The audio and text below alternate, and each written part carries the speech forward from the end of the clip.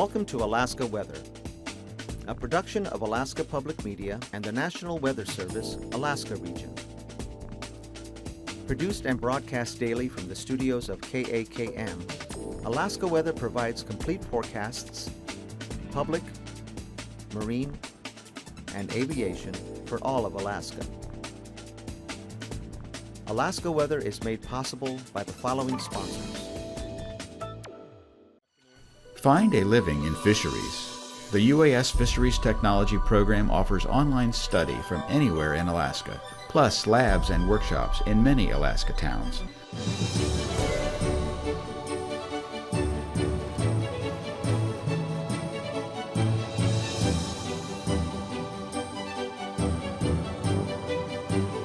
Is most likely a chum.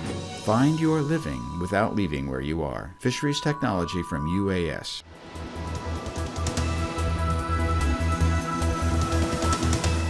The National Weather Service.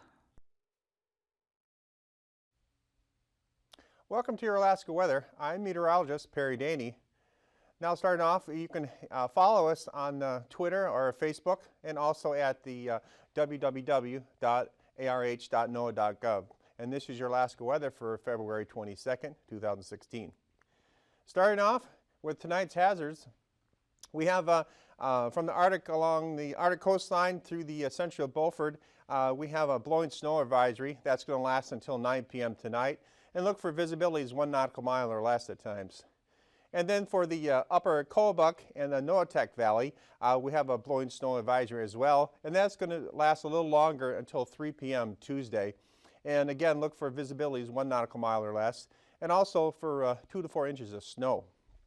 And then as we go farther south, along the Denali and the eastern Alaska Range and the Deltana and the Tanana Flats, we have a wind advisory, and look for strong southerly winds gusting to 50 to 60 miles per hour, and that will last until 3 a.m. Tuesday. Now I'll start out with our satellite for tonight. I'll put it in loop, and you can see some circulation here. It's like cyclonic circulation here just off the going through the Bering Strait, the lower Chukchi Sea, and that's producing some cloud cover and producing some snow showers that's moving through the region here tonight, as well as in the central interior. Over off the from Nunavik Island into the central portion of the Bering Sea, we're getting some low stratus and some fog. And put it in the loop again. Our next system is a occluded low that's moving up to the central Aleutians there, just south of Adak, and that's bringing again a nice swath of moisture, spilling over into the central and the central Bering Sea there. Now on the southeast, we have this high pressure that's dominating over the southeast panhandle, so it's mostly clear skies for tonight, and we do have another system that's starting to approach from the south in the Gulf.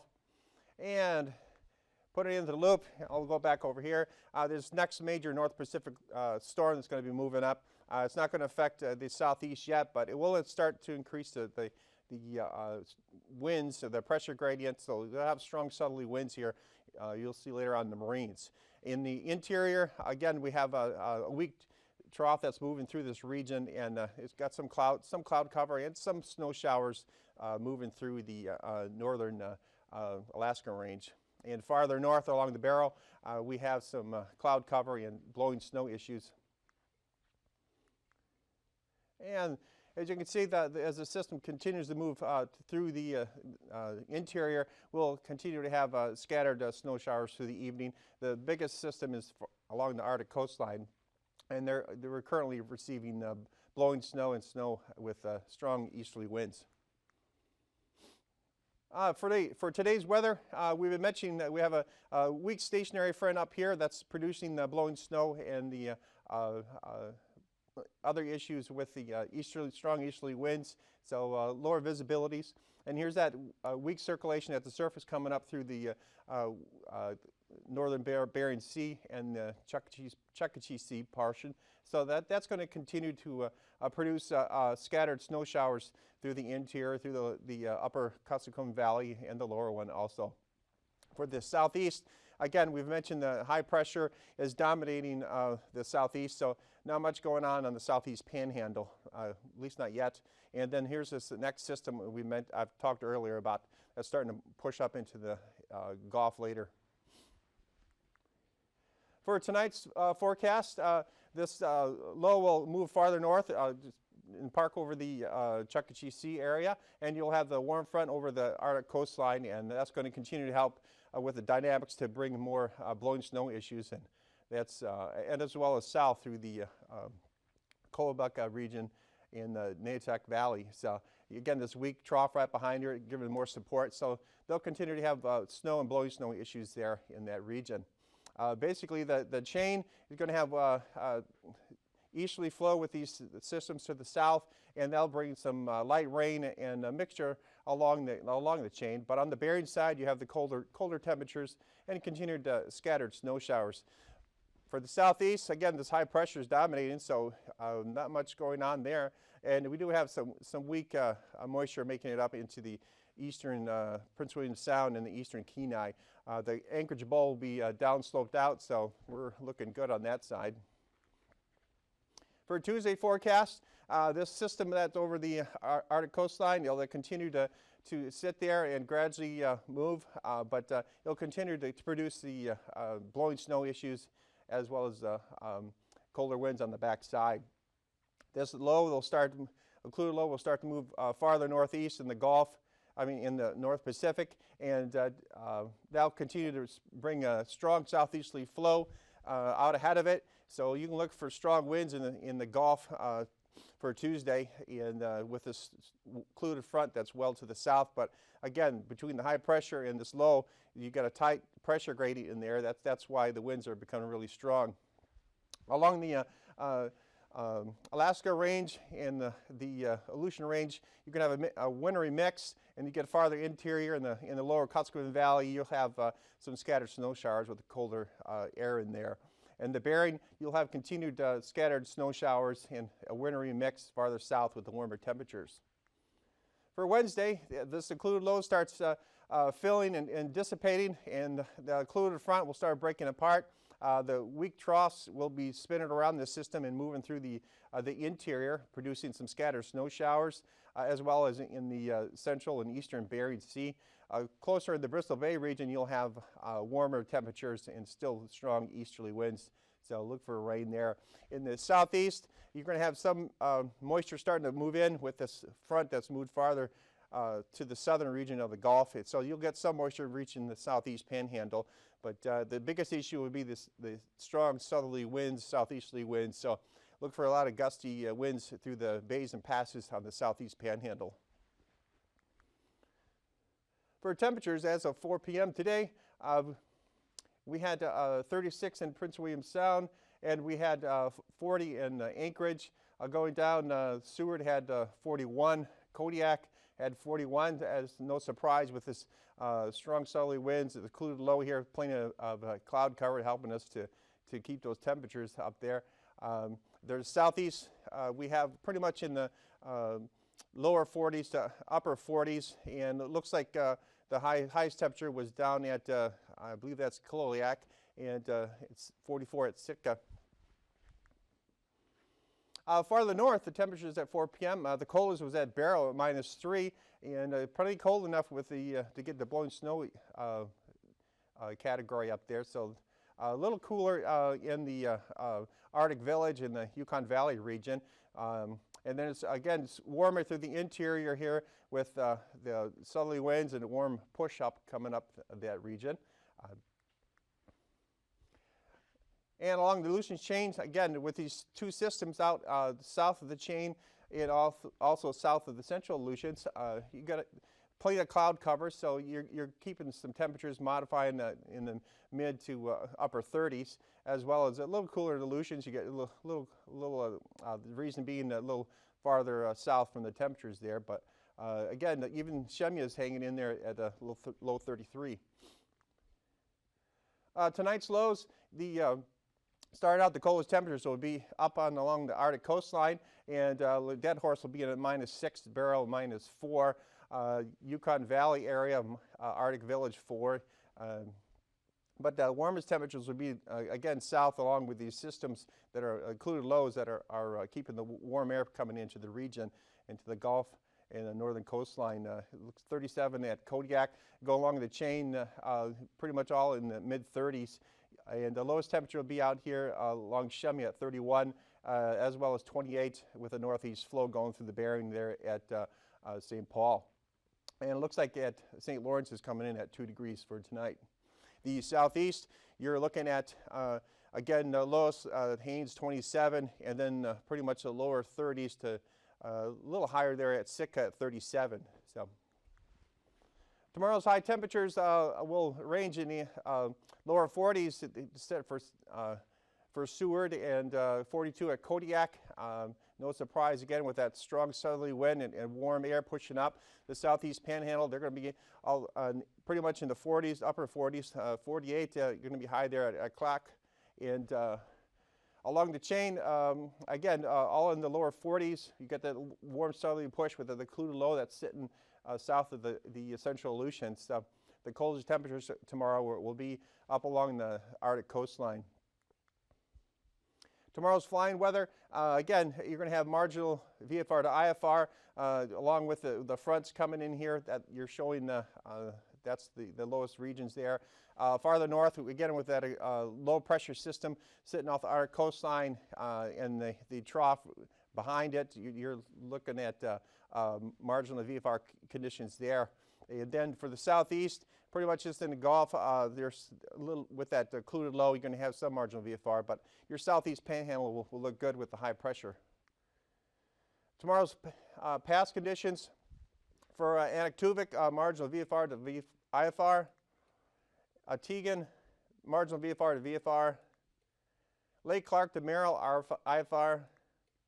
Rainy, marginal VFR to IFR. Windy, VFR conditions. Isabel, marginal VFR to VFR. Mentasca, VFR. Tanita, marginal VFR. Portage, IFR to marginal VFR. And then Chillicook to White, VFR. And tomorrow's morning's freezing levels is going to be,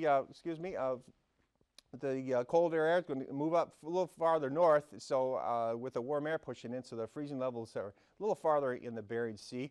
But they're going to be pretty high over the southeast and the Gulf, with the high pressure dominating over the southeast panhandle. So that's why the freezing level is all the way from 2 to 8,000 as you get near south of Dixon Entrance.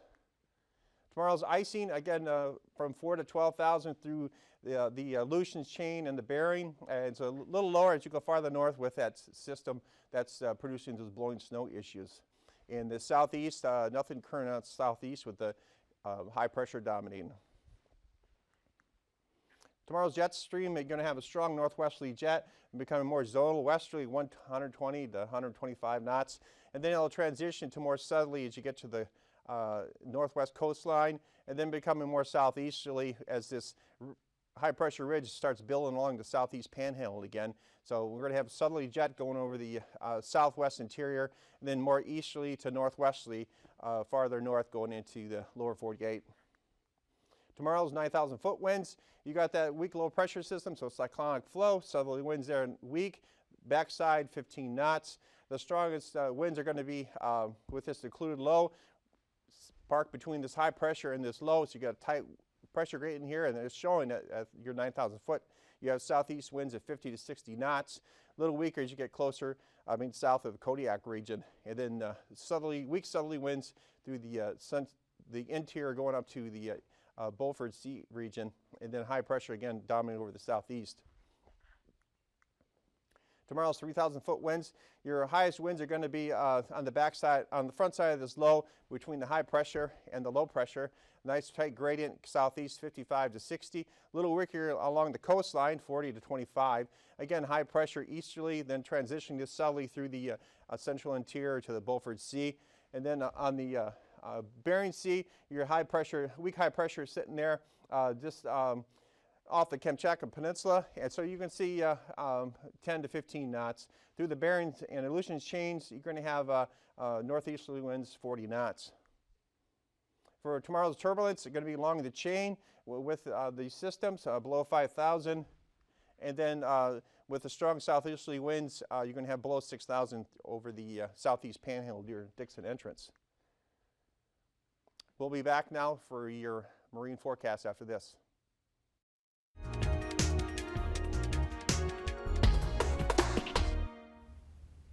Good evening, I'm Harry Keeling on behalf of Alaska Public Media and the Alaskan Aviation Safety Foundation. Welcome to Hangar Flying. If you tuned in last time, we had Carl France on. Carl is the CEO of Aquilo LLC, which is a company that works with unmanned aircraft, and they're doing some pretty exciting things on the edge. We're going to talk about that in a minute. He is also a rated pilot, and I would call him a pioneer in the unmanned aircraft field. Welcome back, Carl. Thank you. We talked about your company last time and the ptarmigan, some of the things it's doing. I want to talk a little bit about the 333 exemption. Sure. And if our viewers have seen the past couple of sessions, a couple of weeks ago we talked to Steve Colligan. I tried to kind of give a little bit of a backdrop. 2 years ago, commercial UAS or small UAS was a very difficult proposition. And all of a sudden we had a breakthrough, and I believe it was with the movie industry about 1.5 years ago. And the FAA decided that they were going to be able to find a way to do this, and it was through the 333 exemption. Can you maybe add to that, or how does that help you do your business? Sure. Well, first I'd like to say that in July 2016, so this summer, the final rules for UAS are supposed to be published. FAA, it's one deadline that they haven't been slipping on at all. So it looks like that's going to happen. So in the meantime, the current process to fly commercially legally is with the Section 333 exemption, where a company would apply to the FAA for special approval to fly UAS commercially, and then after passing through a number of tests, receive that 333 exemption with an operating outline on the limitations and restrictions of how they can operate. The typical things that you usually hear: keep a certain distance from an airport, fly below 200 feet, and stay within line of sight. And I think another thing that might interest our viewers is you're required to publish a NOTAM, is that correct? Yeah, 48 hours before any flight, we're required to publish a NOTAM with the local agency, and so that manned aircraft pilots are aware that there may be some unmanned aircraft in the area. How's that working? Honestly, it's spotty. It depends on who you get on the phone when you call flight service, whether they take the NOTAM or not. If you're flying really big aircraft, over 56 pounds, then people take it really seriously, and the NOTAM goes through.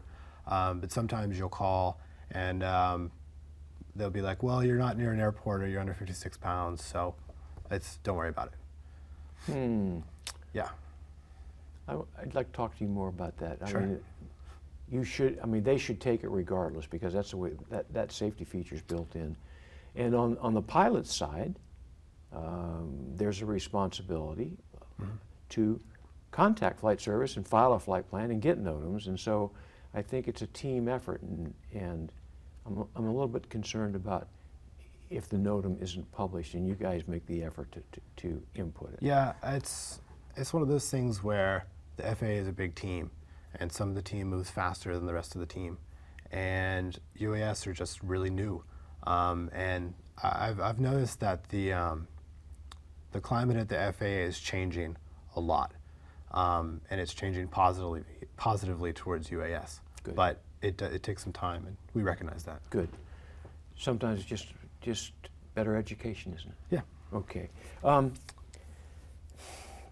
So we're going to run out of time, but I want to hit one thing, because I really believe I've talked to you about this, and what you keep saying is what the object is not segregating UAS from the National Airspace System, but figuring out a way to safely integrate it. Yeah, that's the goal for everyone, right? For us to be able, for unmanned aircraft to integrate into the national airspace so that we can operate safely, and then manned aircraft can operate safely with us. The FAA believes, and I do too, that that's the only true way to achieve real safety. Well, I appreciate what you're doing. I appreciate the fact that you're a pioneer in this field. I think the technology's here, and it's changing so rapidly, but it is the way of the future. And we need to figure out how to work better together. Any last-minute thoughts on what you're doing and how we together could do it more safely? Yeah, I'd just like to let everybody know that UAS are here, the tech is solid, and the legal side now is solid, and everybody's ready to just go out, fly aircraft, and see what we can do with this technology. Great. Well, I'm proud of you with a company like this in Alaska, and look forward to working with you. Thanks for being on the program. Thank you very much. Appreciate it. Ladies and gentlemen, I hope you enjoyed tonight's program. I would like to emphasize to you that brought to you by the Alaskan Aviation Safety Foundation. We are a private nonprofit. Nobody on the board gets paid. We do this because we believe in aviation safety. But we also have expenses, and the way we pay for those is with member subscriptions. It's pretty reasonable, $35 a year or $110 for a corporate membership. Please go to our website, www.aasfonline.org, and renew your membership for 2016. And in the meantime, fly safe.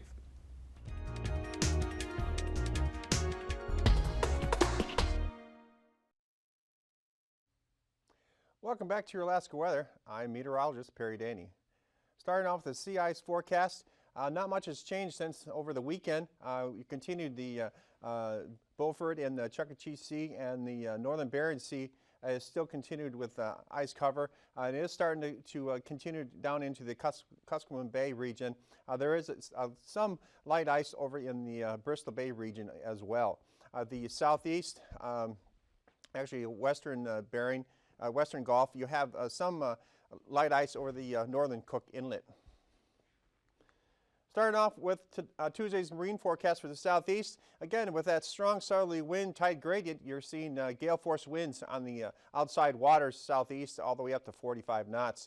The inside waters a little weaker, again with a high pressure dominating to the northeast of the inside waters. You're going to have small craft winds northeast and then southerly through the Dixon entrance.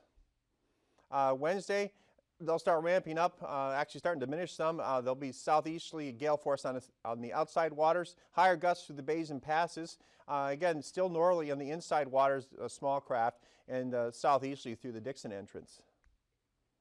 For a Tuesday marine forecast for South Central, you're going to have this low warm front pushing up, so you're going to get strong upper end gale force winds, actually storm force winds, that is, correction on that.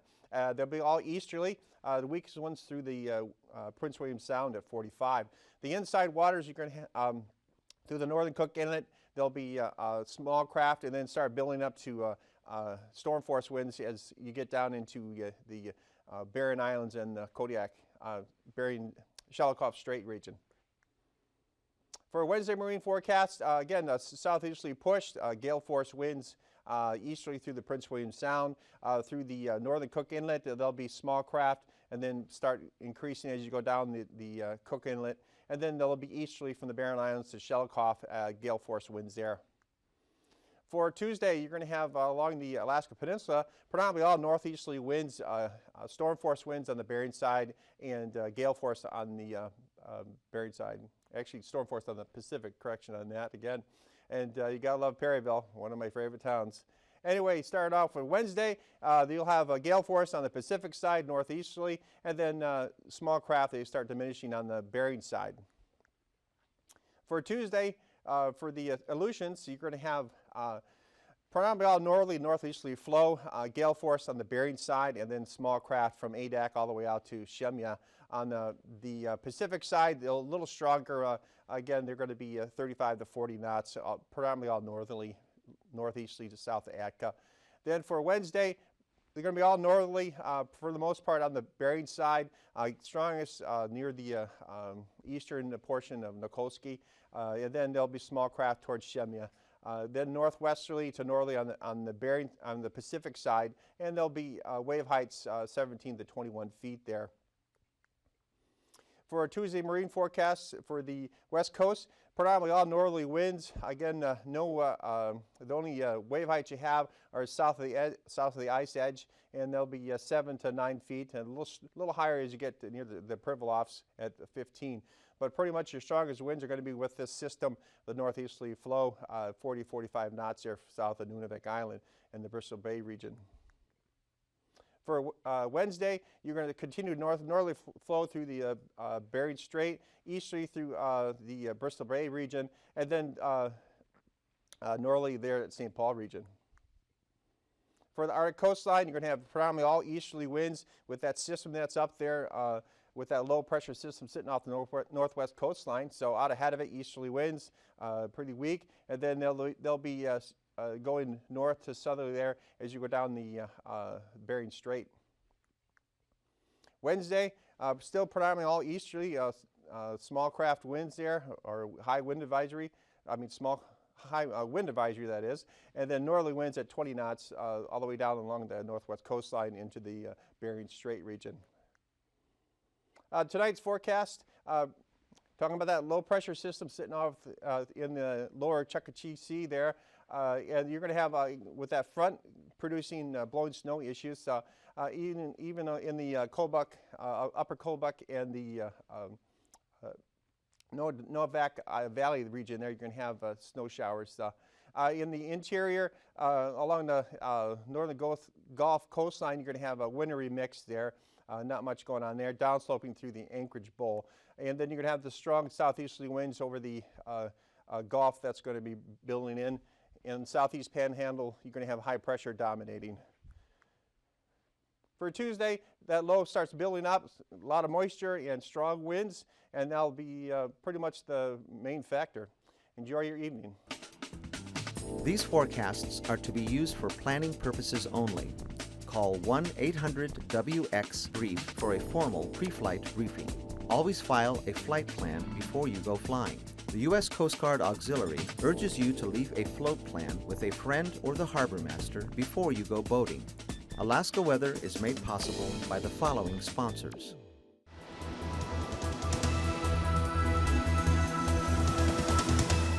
The National Weather Service. Support comes from the University of Alaska College Savings Plan, helping you and your child save for college every step of the way, from diapers to diploma. More information at uacollegesavings.com.